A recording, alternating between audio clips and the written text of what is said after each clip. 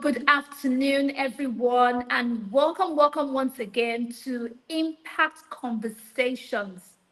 On today's episode of Impact Conversations, we have a very special guest whom I'll be introducing in a while. But before we get to that, let's talk about the topic. Today's topic is on restoring executive functioning skills in adults. Ladies and gentlemen, wherever you're watching me from, whether you're watching me from work or you're watching from, wherever your house, your home, wherever, I want you to sit tight and get ready. This is a super crucial topic for adults because a lot of us sometimes may have lost a lot of our, executive functioning skills. And I'll leave that definition to our speaker today, who is Mrs. Oluwakemi Olafuyi. She's a legal practitioner and she's going to walk us through executive functioning skills so that even you can become more confident, can become more disciplined, and complete your tasks all the time, or at least most of the time. So, this is going to help you increase your efficiency and productivity. So, I want you to imagine that you have a task you've put off for so there's no one who is going to come and reprimand you for not doing that work. You may have lost executive functioning. So, Mrs. Kemi is here to bail us out, to show us the way and enlighten us. And without this, Ola Kemi, Olafuyi. Madam, how are you? Good afternoon. I'm fine, thank you. Good afternoon, Adiola. Thank you for having me on this Thank you afternoon. so And hello, much. everyone. Thank you for coming to join our discussion today. Thank My you. name is Excellent. Oluwakemi Olafunmi. Yes. So, as Adiola mentioned, I'm a legal practitioner. I've been practicing for about 20 years. I'm currently a partner in the law firm of KB and Company. Um, my area of expertise is ADR. I'm a member of the Institute of Chartered Arbitrators, UK, and also a member of the Nigerian Institute of Chartered Arbitrators. I'm a chartered secretary. I currently serve on the board of 4 companies. I'm also a mediator, and I'm a mother of 4 beautiful girls. So, our topic for discussion today is how to restore executive functioning skills in adults. Just before I begin my presentation, I want to tell us a short story. Please stay with me with this story because this story ties into our presentation today. So it was the year 2021 and it was my stepmom's 60th birthday. All my siblings came into town for the event. All the weeks of planning was going to yield its sweet reward. On the day of the event, I entered into the hall. Everything was in place. The decorators had almost finished their work. The small chops person, I was in charge of drinks and mocktails. As in, my bartender had arrived, everything was in place. So I looked around the hall with a sense of deep satisfaction that this event, as in everything is in place, we had nailed it to the core. So it was about 12:45. The event was supposed to start for 1 p.m. I decided to go and get my makeup and done and get dressed. So I put my phone on silent because I knew that people would be calling me because, as in, we were going to start shortly. But I said I needed that time just to get dressed properly without any distractions. So I put my phone on silent and I got engulfed in to getting ready for the event. And by the time I finished, I had 74 missed calls on my phone. Immediately, I was consumed with a sense of dread that I hope something bad hadn't happened. So I called the last person that called me back, and it was my brother in law. And immediately the line connected. He said to me, Kemi, there is no food. Long and short, and a summary of what took place is that the caterer forgot about our booking. We had paid her in full. 2 weeks to the event, we paid her in full, but nobody called her a day or two to the event. So she forgot about our booking. back to our discussion now. I'm just going to share my slides that will guide us in our presentation here today.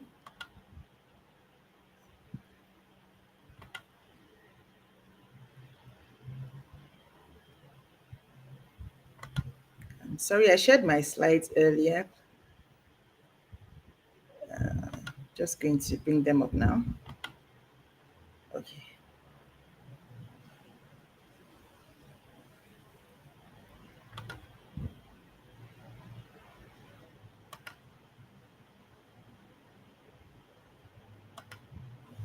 Okay.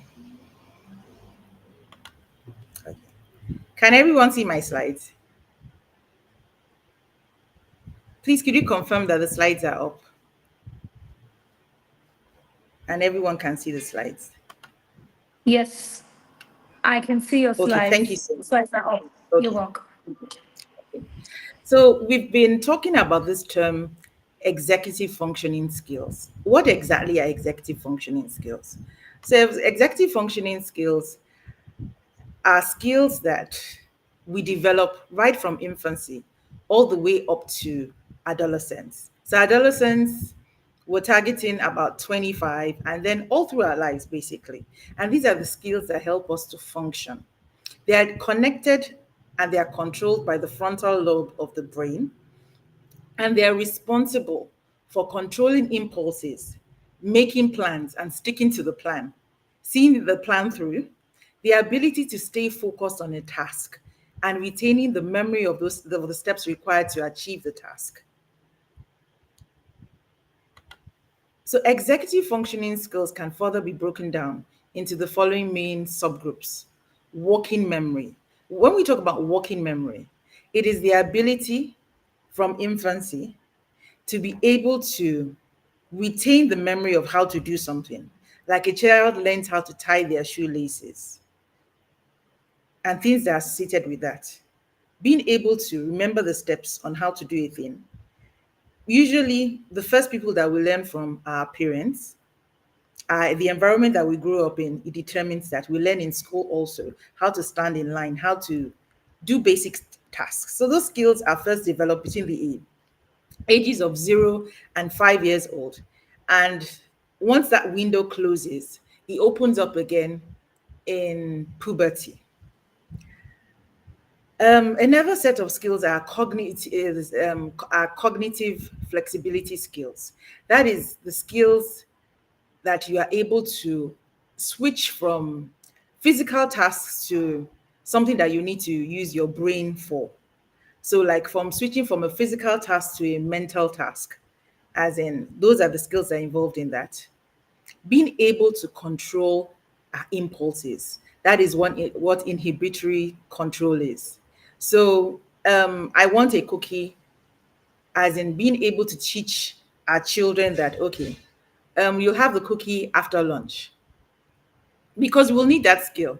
As in, we enter into a party, there's a buffet, there's so much food, but you being able to control yourself when all your senses are going aga and you have like a wide array of choices. How do you control yourself? Those are the skills that are involved in that. Planning and organization.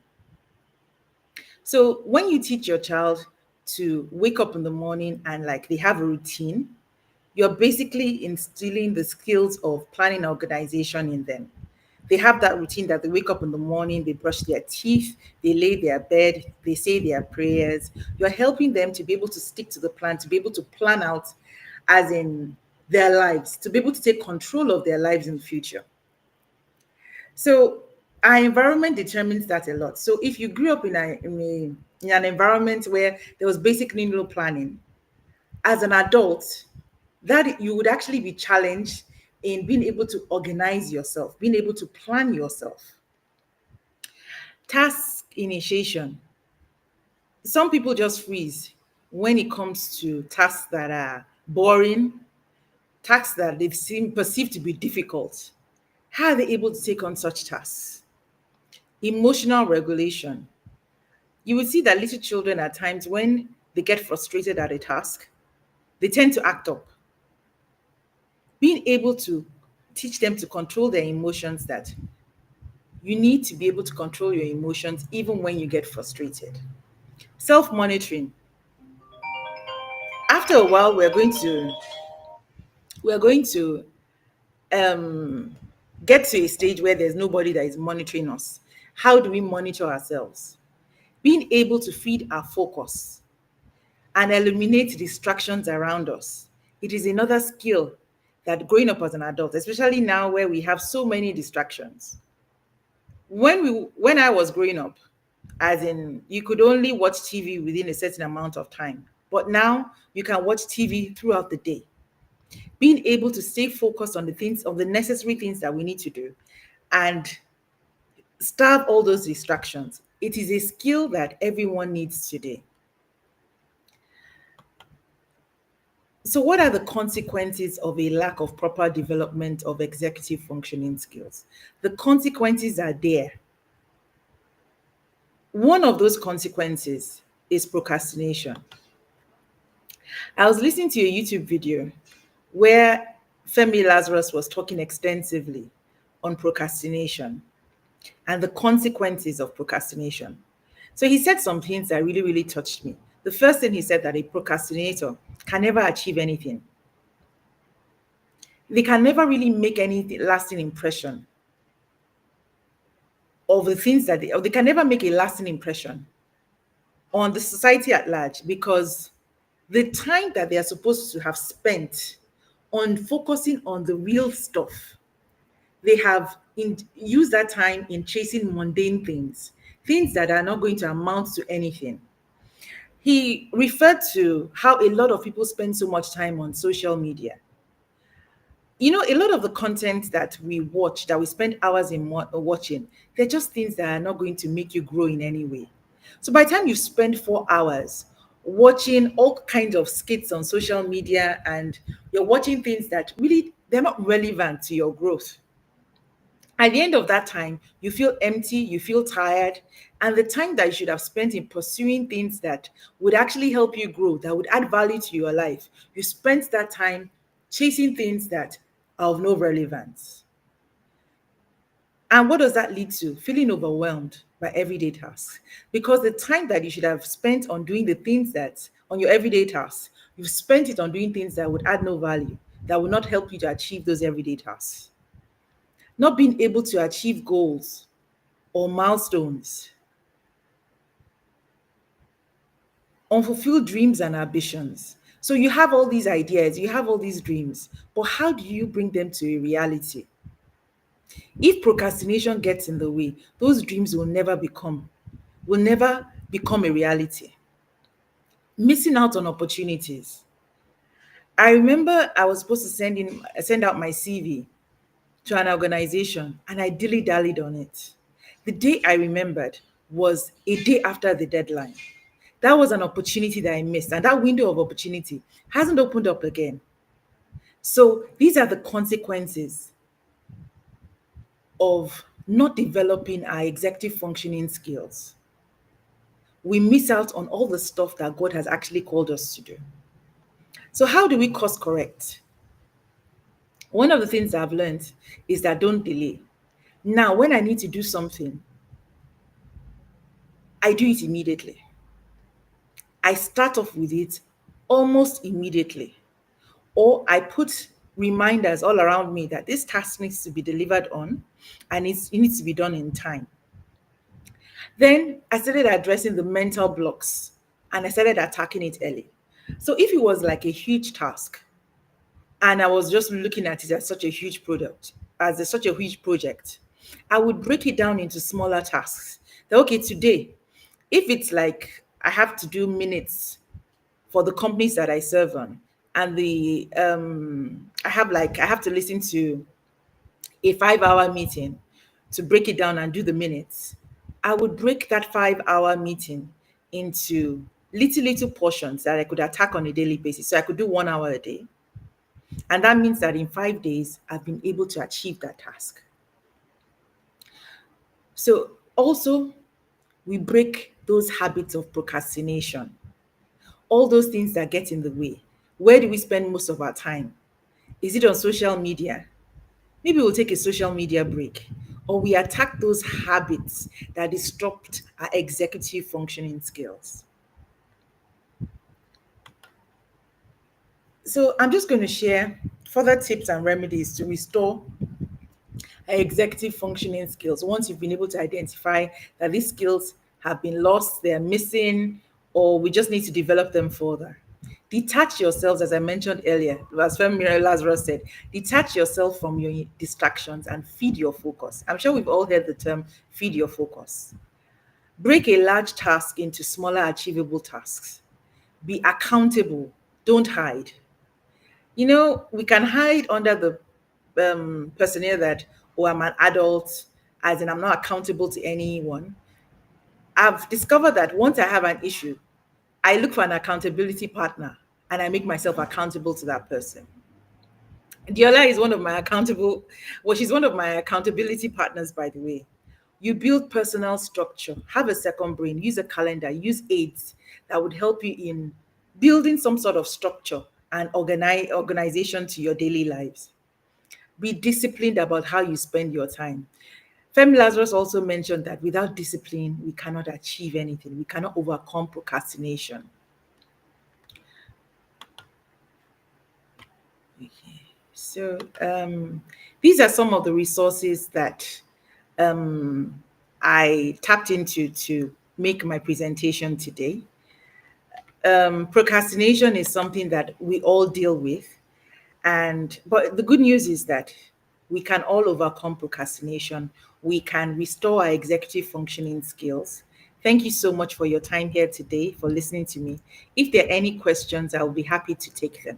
Thank you so much. Thank you so much. Thank you, Mrs. Oh, sorry, 1 second. Thank you so much, Mrs. Kemi Olafui. That was fantastic. Thank you. Thank you. So we have a couple of questions for you as you were talking, and I'll take those questions. Is that okay? Yeah, sure. Excellent.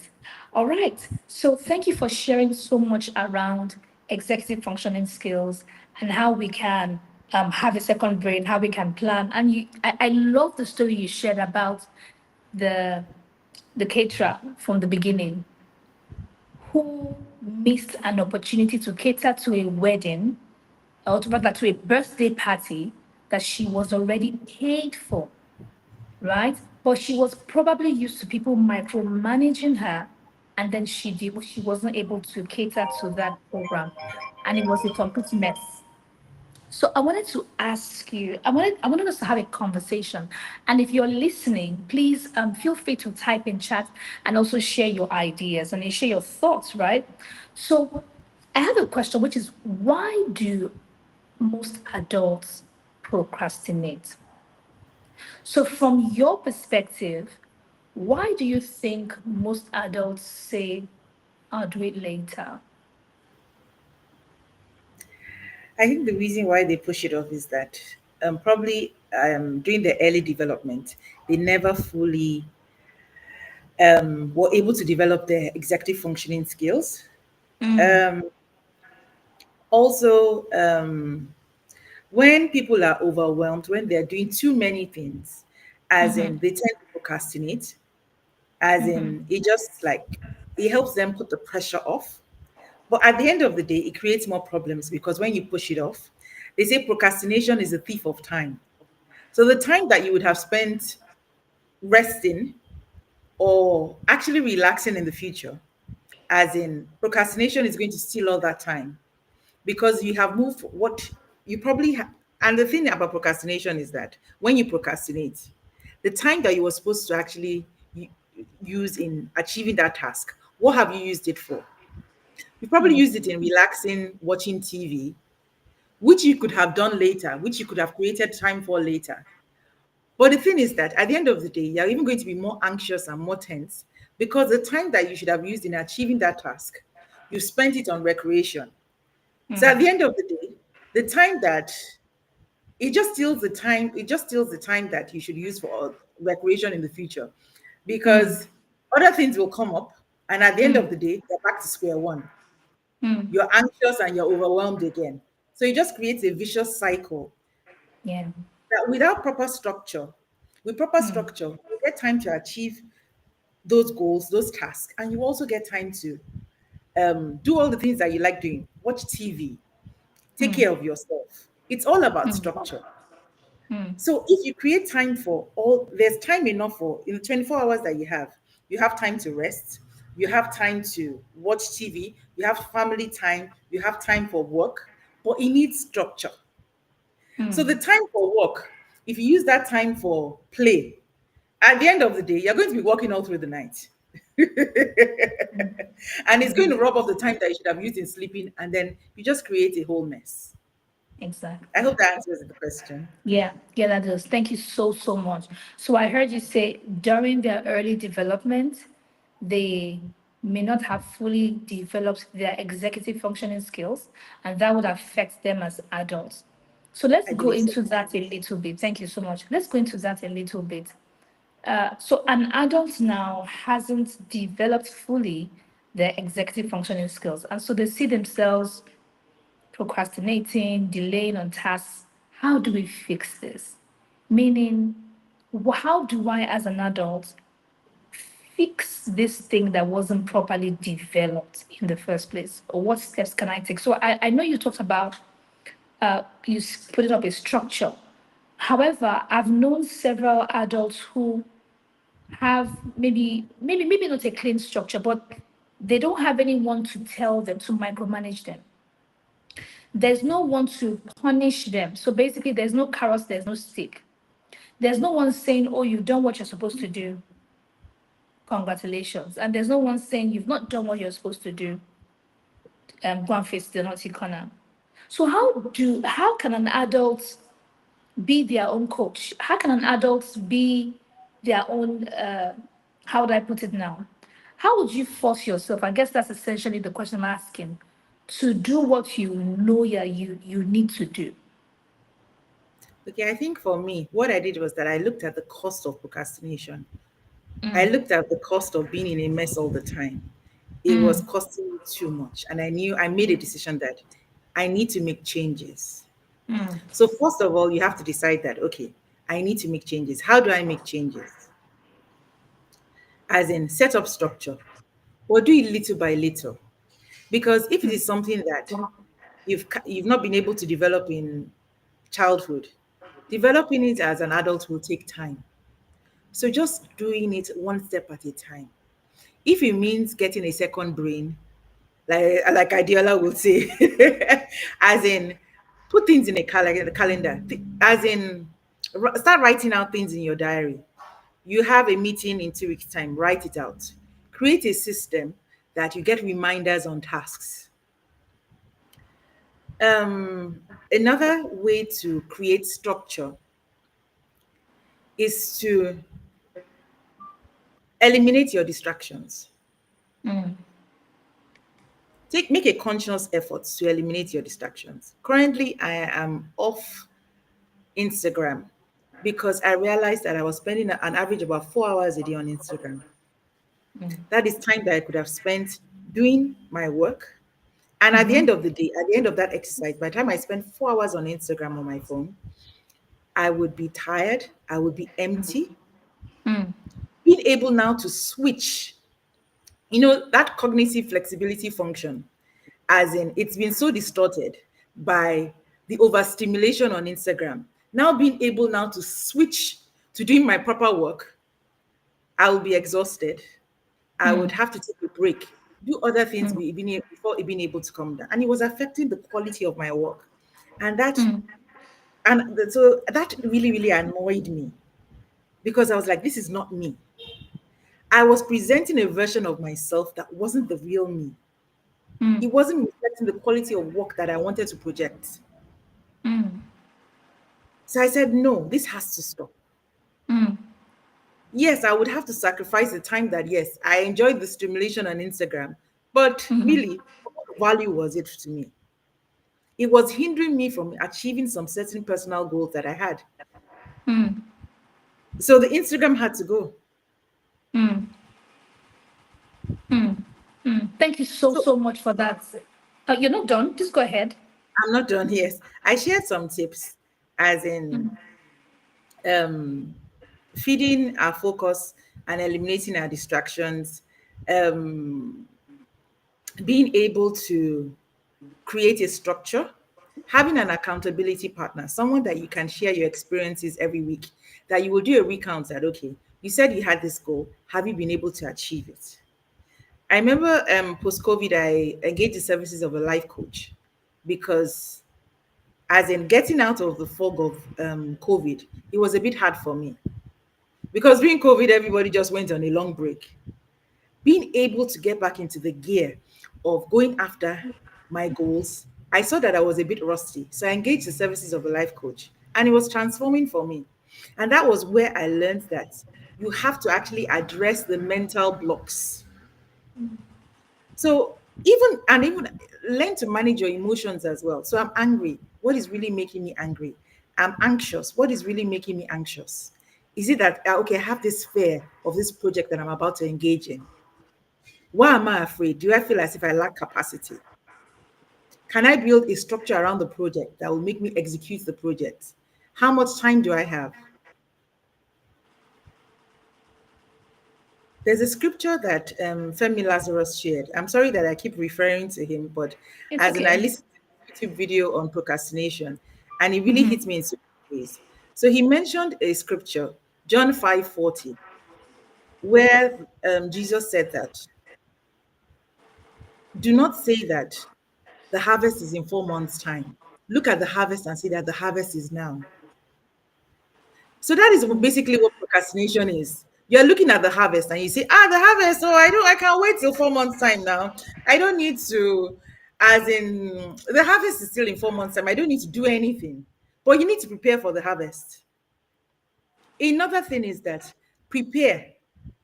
So the harvest is in 4 months' time, but where are you going to store the harvest? You need a barn. You need to gather workers. You need to prepare before the harvest to be able to, so that by the time of harvest comes, you're working in mastery. You're able to execute seamlessly, but without any form of preparation. And the preparation starts before the day. So I've just been examining that scripture and it's just been blowing my mind that truly you can't look at the harvest and say that, oh, the harvest is in 4 months' time. I don't need to do anything now. Who do you want to be in 2 years' time? Who do you want to be in 5 years' time? Who do you want to be in 10 years' time? The harvest starts now. Excellent. The harvest starts now. Excellent. Thank you so much. The harvest starts now. I have a question. We have a question here from Moses Nweke. He says, how do we properly structure our time to effectively function? If you're joining I us, you're think I listening, mentioned that earlier.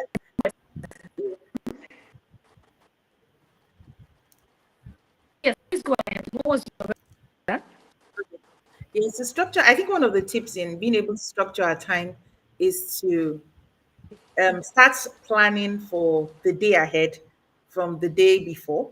So the day before, start to structure out all the tasks that you want to achieve on the following day. Write it down in a diary. You can write little notes to yourself and paste it on your computer screen.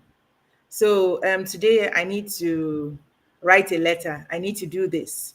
And then put in time slots. You can also do that in your calendar. So at the end of the day, you'll have been able to achieve your goals. I think it's one of the most effective ways in actually planning or being able to structure your time. Just break it down into little time blocks. That these are the things I want to do before lunch, I want to do after lunch. These are the things that I want to do before 8 a.m. As in, there's a book that I have, it's called the 5 a.m., the 8 a.m. Club. They say most executives and most people that are top management, they achieve most things before 8 a.m. So they wake up early and their day probably starts about 4 a.m. And by 8 a.m., they've achieved 80% of what they want to do in a day. I know that maybe not everyone can achieve on that level, can be effective on that level. But if you start out early, as in, and then plan the day before, as in, you'll be able to. And the reason why that is so important is that being able to restore your executive functioning skills starts from how you are able to tackle it on a daily basis. It is the consistency that is important. So forget about if you're not able to achieve it on day one. Start again on is again on day two. It's about being able to bring structure into our everyday lives. That is how we're able to turn things around. So we're not able to hack it on day one, no problem. Hack it on day two. Continue going at it until in 3 months' time you realize that, oh, I'm doing much better. Oh, on a daily basis, consistently, I've been taking out 2 hours to do this project that needs to be executed in 3 months' time. So it is what you are able to achieve on a daily basis. That is what will turn things around for you in the long term. Thank you. Wow. Wow, excellent. Thank you. It is what you are able to do on a daily basis. That is what is going to turn things around for you on the long term. Thank you so, so much. Now I want to add to what you just said about this question, how to properly structure your time. For those who are just starting, or for those who are really, really struggling with organizing your time, one of the things you can do is to decide what is the important task I must complete today, right? Absolutely. And you decide that the day before. So, you can even determine the success of tomorrow by planning tomorrow today. So you're saying, what is the most important task I must achieve tomorrow? Right? That's for those who are just starting. If you feel overwhelmed with the planning and the structuring, just you can start with one major thing. And once you're done with your prayers, your study, your meditation, and whatever else, you jump into that task right away so that, like Mrs. Olafuyi said, you complete that task before 8 a.m. and you join the 8 a.m. club. Right? Ms. Olafuyi, I have one more question for you. And like I said earlier, if you're listening to us and you want to ask a question or you have a contribution, please feel free to type in chat. If you're watching us from LinkedIn, thank you and welcome. If you're watching us from YouTube, thank you, YouTube audience. And if you're watching on Instagram, please feel free to also send us a DM and we will pick up that question and possibly answer it in our next Impact conversation. So, Ms. Olafuyi, to the final question that we have for today. For those who skills right now, what is your final message to them? You've told them to organize their time, to restructure their time. You've encouraged them to break their work into smaller tasks. I mean, you've said quite a lot. How would you summarize what you're telling them to do?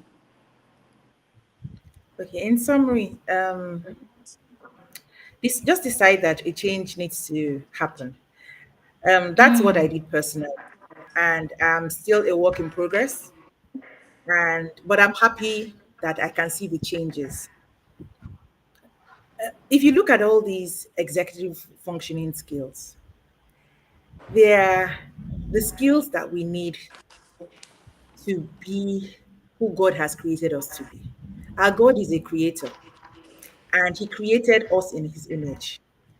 You know that for you to be able to achieve anything in life, you need all these skills that we've mentioned. You can't do without these skills. God put those skills in us for a purpose, and that is for us to be able to create things out of nothing. All the people that have achieved great things in life, they have honed these skills, and this is what they use in achieving those things. How do you create and how do you leave a lasting legacy? It is by being able to restore these skills. So make that decision today that I'm going to achieve purpose. I'm going to be who God created me to be. And these skills, if I've lost them along the way, the good news is that I can restore these skills and I can get back on track. Thank you. Thank you so, so much. It's beautiful.